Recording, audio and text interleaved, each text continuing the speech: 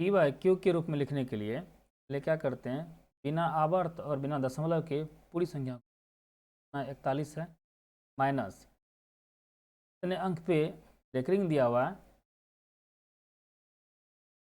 तो छोड़ के बाद बाकी जितना भी अंक बचेगा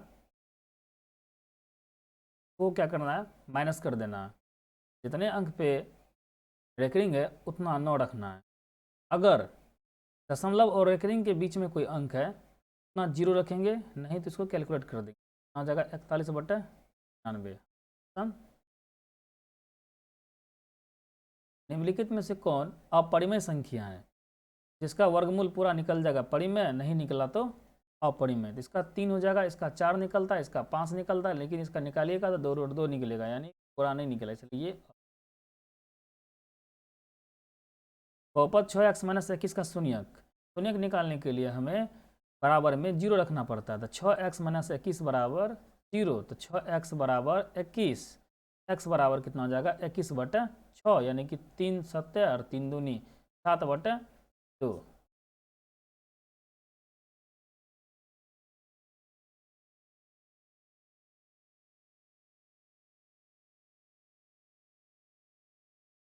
बहुपद x² - 10x + 25 का घात है, इसका घात पूछ रहा है। तो चर का महत्तम घात 2 है, इसलिए बहुपद का घात भी कितना होगा, तो निम्नलिखित में से कौन द्विघात समीकरण है। यहाँ पे x² तो है, लेकिन यहाँ पे x का पावर 1/2 है, जबकि हम जानते हैं कि पावर क्या होना चाहिए, पूर्ण संख्या होनी चाहिए। तो ये द्विघात बहुपद नहीं है। ये भी अगर जैसे a - b का होल क्यूब तोड़िएगा तो यहाँ पे एक क्यू आ जाएगा, यानी x³ आ जाएगा, इसलिए ये भी नहीं है, ये भी नहीं है, तो ये होगा। m और n आभास संख्या है, m और n आभास संख्या है, तो m⁴ और इतना का मौसा पूछ रहा है। तो मौसा निकालने का मतलब कि कॉमन ले लीजिए, तो दोनों में कॉमन क्या आ जाएगा, m² कॉमन आएगा और n² कॉमन आएगा।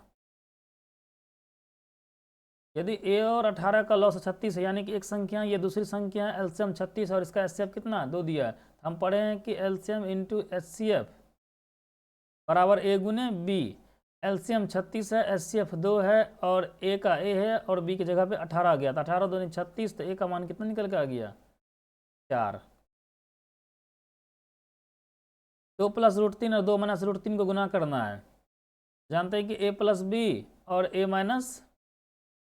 b पर जाएगा, तो a + b और a - b बराबर क्या होता है, a² - b² होता है, यानी कि 2 का होल स्क्वायर माइनस √3 का होल स्क्वायर, यानी कि 4 - 3 बराबर कितना हो जाएगा 1।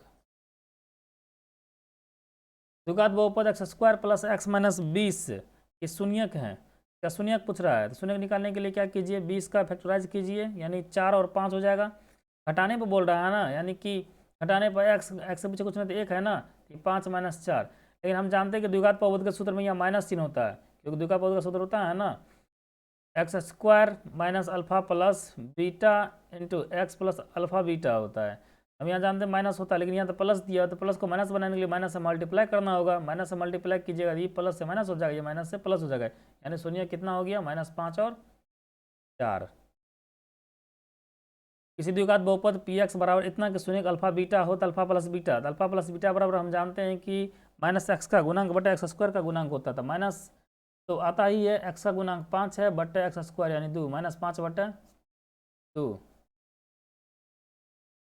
यदि अल्फा बीटा बहुपद इतना कि शून्य का, तो 1/α 1/β, इसका एलसीएम ले लीजिए अल्फा बीटा, और ऊपर में चला जाएगा alpha plus beta. Alpha plus beta कितना हो जाएगा -4/1, यहाँ हो जाएगा 1/1, यानी कि -4/1, यानी finally -4।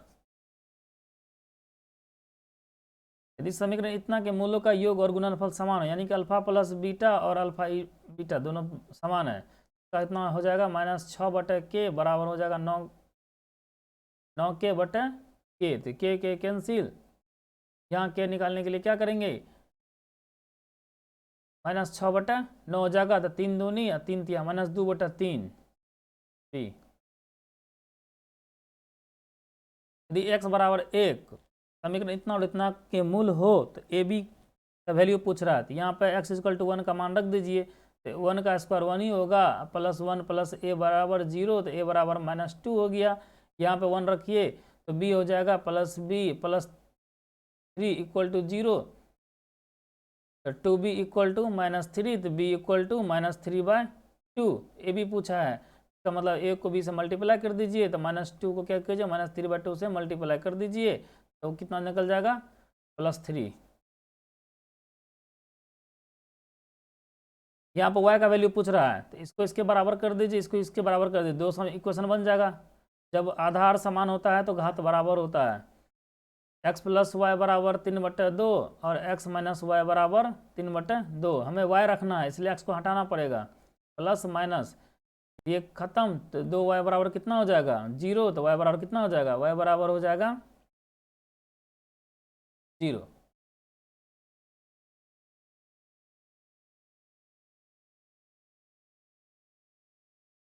cos theta into cosec theta, तो इस cos थीटा को तो cos थीटा रहने दीजिए, cosec थीटा को लिख सकते हैं ना sin थीटा, इसका इन्वर्स होता है ना व्युत्क्रम, ये बना आता है cot थीटा। इतना कि शून्य एक दूसरे के व्युत्क्रम हो तो b बराबर व्युत्क्रम हो, यानी कि एक अल्फा दूसरा 1/अल्फा है, b का, तो b अचर पद है ना, तो अचर पद के साथ रिलेशन क्या होता है शून्य के, हम जानते हैं कि अल्फा इंटू बीटा बराबर होता है c/a, तो c की जगह -b है, नीचे में a की जगह क्या a की है, तो कोई इसका तो बात ही नहीं है, तो b बराबर कितना हो जाएगा, -1। यदि समीकरण इतना के मूल समान है तो प्रत्येक मूल, यानी इसमें d कितना होगा, 0 होगा। जब d 0 होता है तो मूल निकालने के लिए क्या करते हैं, -b प्लस माइनस √d/2a करते हैं ना, यहाँ पे क्या हो जाएगा, -b हो जाएगा प्लस माइनस 0/2a हो जाएगा, यानी कि -b/2a।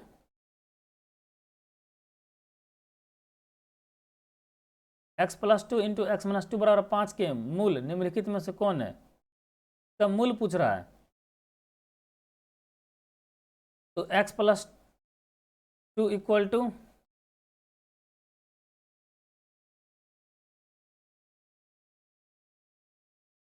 x + 2 इंटू x -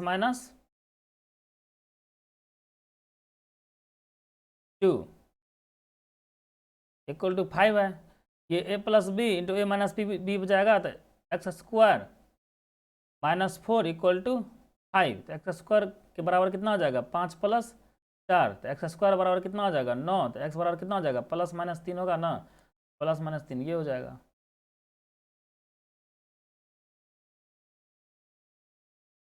यदि किसी द्विघात बहुपद इतना कि शून्यक 6 और -2 हो तो b और c के मान क्रमशः है।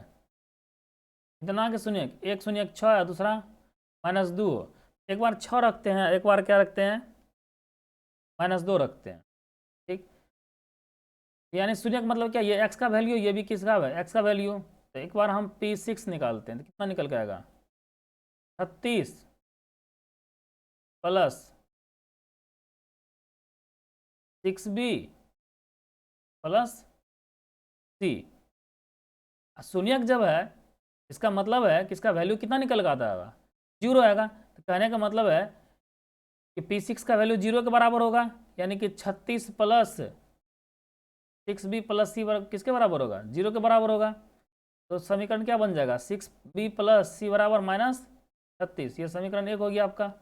दूसरा समीकरण बनाते किससे, -2 रख के, तो p - 2 का वैल्यू कितना हो जाएगा, -2 का स्क्वायर हो जाएगा 4, यहाँ पर हो जाएगा -2b प्लस c, इसका भी वैल्यू क्या होगा, 0 के इक्वल टू होगा। तो -2b प्लस c बराबर कितना हो जाएगा, -4। ये समीकरण 2 हो गया। तो समीकरण 1 और समीकरण 2 को क्या करते हैं, सॉल्व कर देते हैं,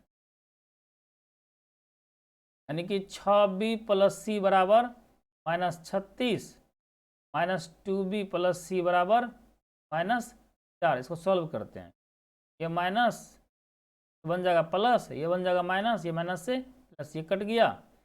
6b और 2b कितना हो जाएगा, 8b, यहाँ कितना हो जाएगा, 36 में से 4 चला जाएगा तो माइनस में 32, यानी कि b का मान कितना निकल के आ गया, -4।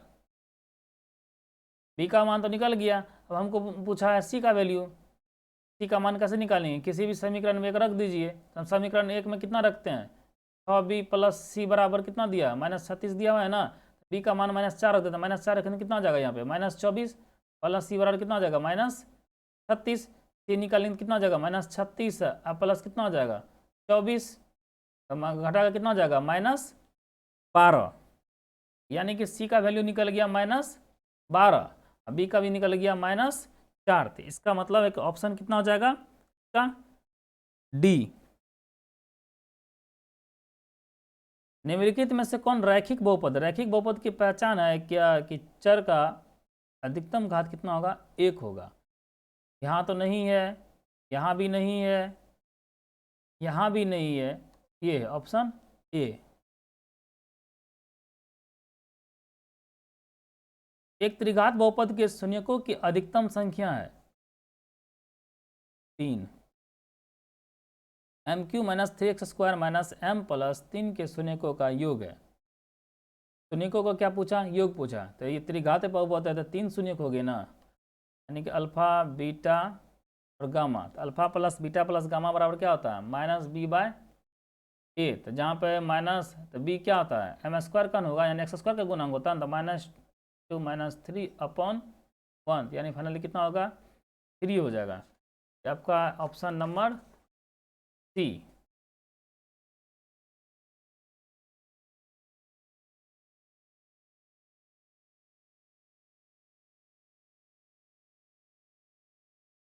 समीकरण इतना का विवेचक है, विवेचक का मतलब क्या है, डी निकालना। तो b² - 4ac होता है ना। लेकिन यहाँ ध्यान देंगे, यहाँ b की जगह तो b है, ये तो ठीक है, लेकिन 4 तो 4, लेकिन एक जगह भी क्या है, b दिया हुआ है। इसे ध्यान रखेंगे, धरफड़ के तेजी में क्या करेंगे, यहाँ पे b² - 4ac नहीं डाल देंगे फर्स्ट ऑप्शन। यहाँ पे यह ध्यान देंगे कि x² का गुणांक क्या है, तो एक जगह b दिया हुआ है, तो b c, तो b² - 4bc, b² - 4bc, option C. यदि x - y बराबर 2, x + y बराबर 10, तो x और y का वैल्यू, ये तो सबसे आसान सवाल है। x - y बराबर 2, x + y बराबर कितना, 10 है। ये दोनों कट जाएगा तो 2x बराबर कितना हो जाएगा, 12। तो x का मान कितना हो जाएगा, 6। x का मान 6 मिल गया, एक ही ये ऑप्शन ही होगा क्या, x बराबर 6 बराबर एक ही, यही सवाल दिया। तो y को चेक करने की जरूरत नहीं है। अगर नहीं रहता तब क्या करते, x का मान किसी समीकरण भर के y का मान निकाल लेते।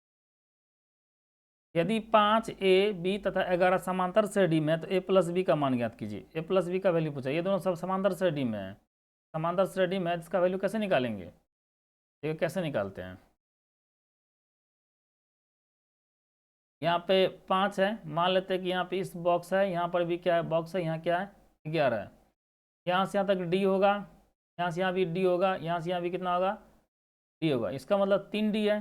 11 और 5 का अंतर ले लीजिए, 11 और 5 का अंतर कितना हो जाएगा, और उसको क्या कि जितना डी है ना उतने डी से इसको डिवाइड कर दीजिए। तो कितना हो जाएगा, 6/3 हो जाएगा। तो कितना निकल के आएगा, 2 हो जाएगा।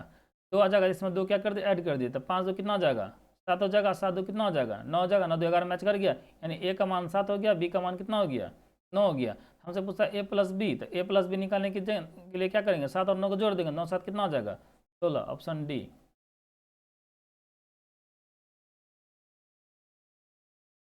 समांतर श्रेणी इतना का सारवंतर क्या था, सारवंतर क्या होता है, अगला पद माइनस पिछला पद कर दीजिए। तो 1 - p/p -1/p, लघुत्तम कितना हो जाएगा इसका, p हो जाएगा। तो 1 - p -1 हो जाएगा, यानी ये 1 1 कट गया, तो -p/p, फाइनली कितना हो जाएगा, -1।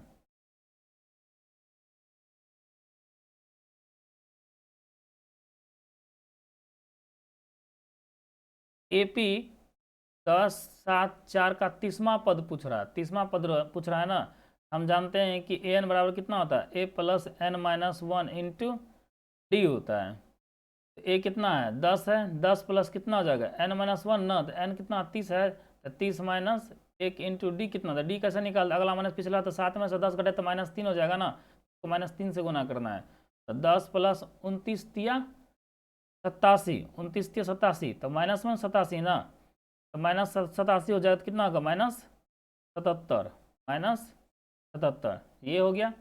या आप इसे ऐसे भी बना सकते हैं, टोटल 30 पद है ना, डी कितना पद के साथ होगा, एक हमेशा कम पद के साथ होता है, 29 पद के साथ होगा। एक डी का वैल्यू कितना है, -3, -3 है, तो 29 डी का वैल्यू कितना हो जाएगा, -87। -87 में से क्या करते हैं, जो भी प्रथम पद रहता है उसके इधर माइनस कर दीजिए, कितना जगह, -77।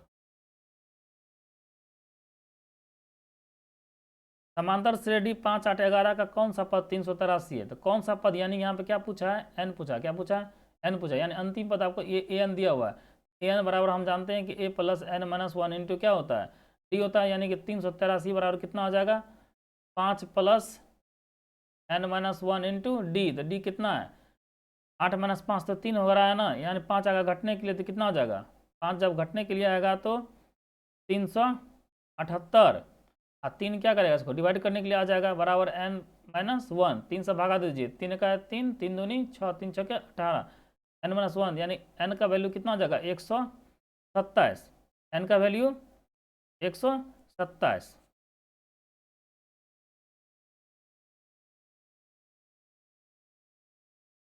निम्नलिखित में से कौन √3/2 के बराबर है? √3 का वैल्यू जानते हैं, इसका वैल्यू 1/2 होता है, इसका वैल्यू कितना होता है? 1/√3 होता है, इसका वैल्यू कितना होता है? √3/2 होता है। cos 60 का वैल्यू कितना होता है? 1/2 होता है। हमसे √3 का पूछा था, इसका मतलब ऑप्शन सी। टेन थीटा बराबर 1 है तो थीटा का मान पूछ रहा है। थीटा का मान निकालने के लिए क्या करते हैं? हम जानते हैं कि इधर तो 10 है, तो 1 किसका वैल्यू होता है 10 में? कितने डिग्री का? टेन थीटा इक्वल टू लिख सकते हैं 10 45, यानी कि थीटा का वैल्यू कितना होना चाहिए? 45।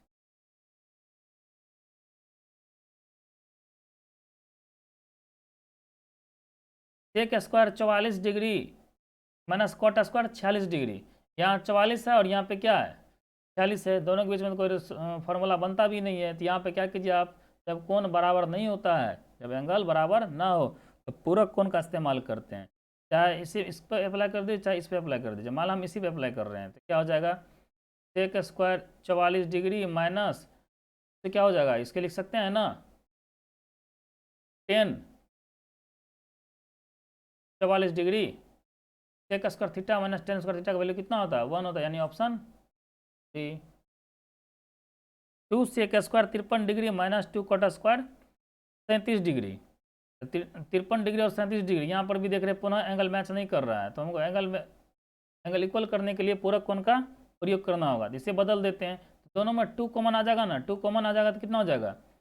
सेक स्क्वायर 53 डिग्री से चेंज करेंगे तो कितना हो जाएगा? कॉट स्क्वायर 37 है ना, जिसको कॉट को 10 में ले जाएंगे तो कितना हो जाएगा? 91 और 37 कितना हो जाएगा? 53 हो जाएगा ना।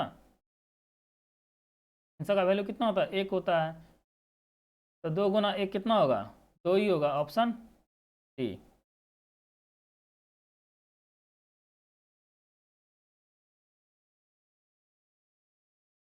Cosec square 35 degree minus 10 square 55 degree. यहाँ पर भी देखते हैं एंगल पुनः समान नहीं, तो एंगल को क्या करना होगा? हमें बराबर करना होगा। चेंज करते हैं, तो कॉसेक स्क्वायर 35 डिग्री और 10 स्क्वायर 55 डिग्री है, तो इसे क्या लिख सकते हैं? माइनस में कॉट स्क्वायर 90 में से 55 जाएगा, पूरक निकालने के लिए 90 में माइनस करते हैं, तो 90 में से 55 जाएगा तो कितना हो जाएगा? 35 डिग्री। एंगल दोनों का क्या हो गया? समान हो गया। तो cos square theta minus cosec square theta minus cot square theta वाला वैल्यू कितना होता है? 1 होता है, ऑप्शन बी। यदि sine theta equal to cos theta है तो थीटा का मान ज्ञात करें। ये दोनों इक्वल है, तो ये दोनों बराबर कब होते हैं? जब साइन 45 का मान भी कितना होता है? 1/√2 होता है, और कॉस 45 का भी मान कितना होता है? 1/√2 होता है। तो मतलब दोनों तब बराबर होंगे जब इसका वैल्यू 45 डिग्री होगा।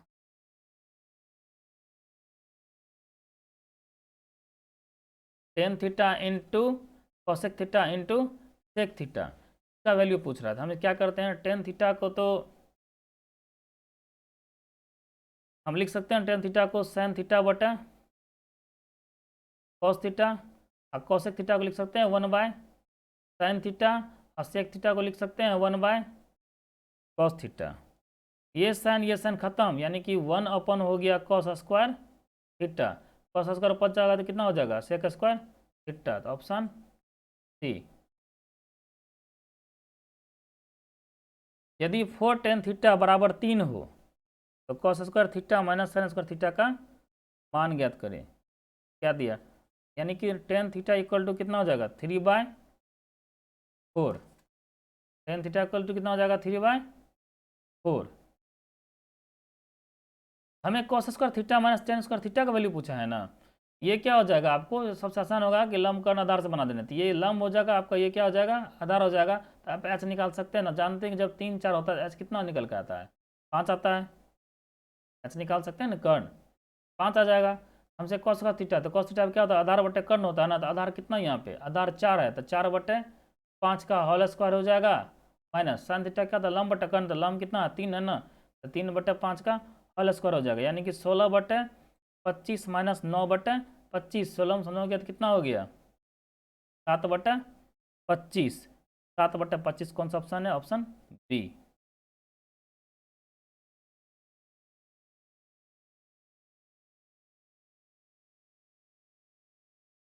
33 डिग्री बटे कॉट 67 डिग्री बराबर कॉस 12/sin 78 दिया।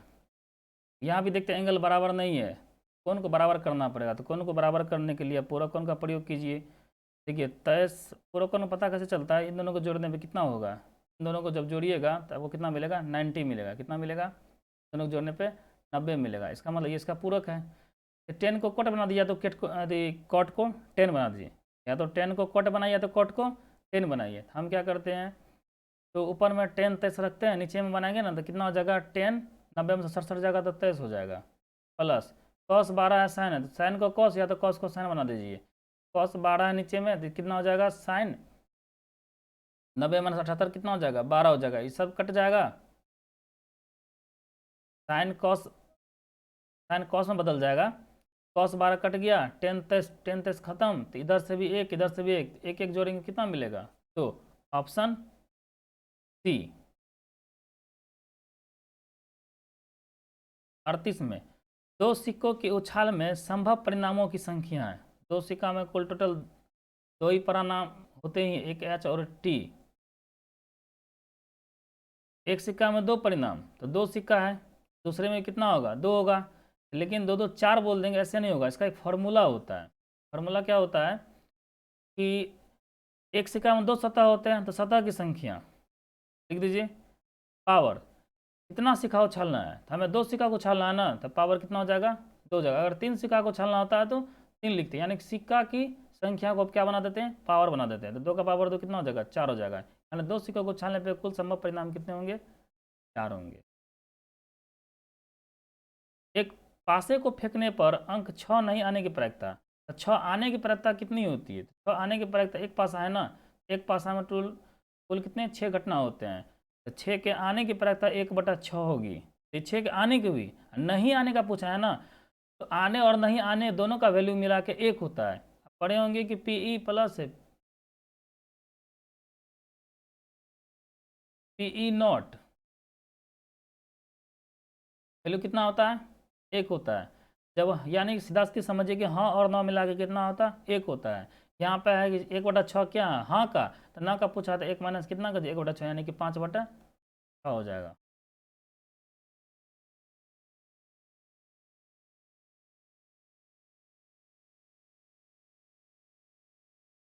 पीई का वैल्यू दिया हुआ है 0.07, तो कहता है कि पीई डैश किसके बराबर है, यानी कि ये हाँ में है और ना का पूछ रहा है, तो हाँ ना मिला के 1 होता है, तो अगर ना का जवाब देना है तो 1 में से क्या कीजिए, हाँ को माइनस कर दीजिए, इतना जगह 0.93, ऑप्शन ए।